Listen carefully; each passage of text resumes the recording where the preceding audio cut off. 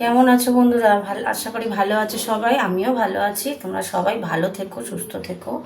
আজকে আমি কলমি শাক করবো, তোমাদের সঙ্গে শেয়ার করবো। ঠিক আছে? কীভাবে করি দেখো। কুমড়ো আর কলমি শাক দুটো মিক্স করে করব। চলো রান্নায় ফিরে যাই, দেখতে থাকো। গ্যাস ওই গ্যাসটা ধরিয়ে দিলাম। এবার আমি তেল দেবো।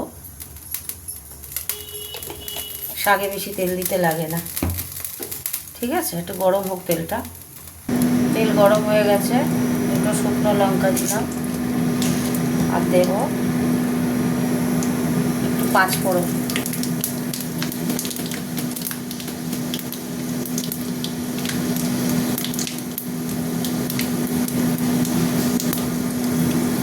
এবার দিয়ে দিচ্ছি পেঁয়াজটা।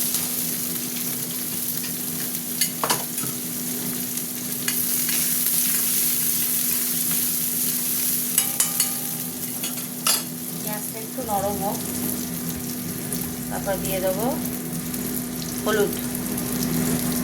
পেঁয়াজটা ভাজা ভাজা হয়ে এসছে, পেঁয়াজের মধ্যে আমি হলুদটা দেবো, তাতে করে শাকে সব জায়গা হলুদটা চলে, মানে মিশে যাবে শাকের সাথে। ওই জন্য একটু পেঁয়াজের সাথে হলুদটা দিলাম।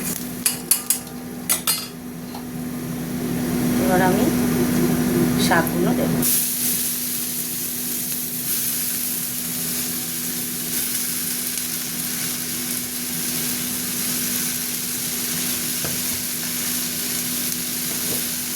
হাতে করেই অপর দিয়ে নুন দিয়ে দেবো।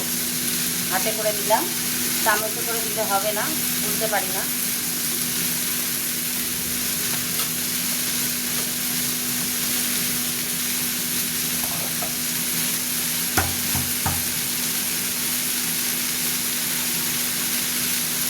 এবার নেড়ে দেবো একটু।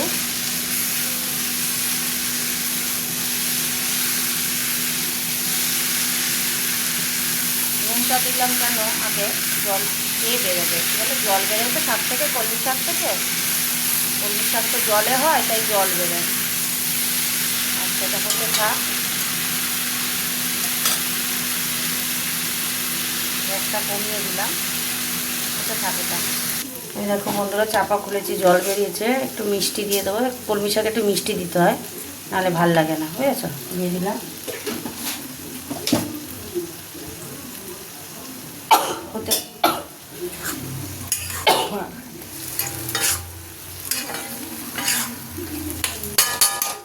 আর এখন দিয়ে দেবো এই 4টে ছোটো ছোটো লঙ্কা।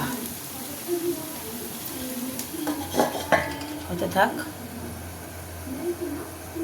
চাপাটা খুললাম, দেখো অনেকটাই হয়ে গেছে। শাক তো বেশিক্ষণ লাগে না।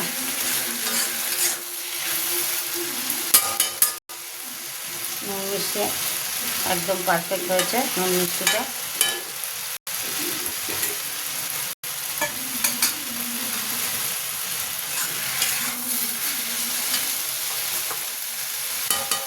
আর একটুখানি হোক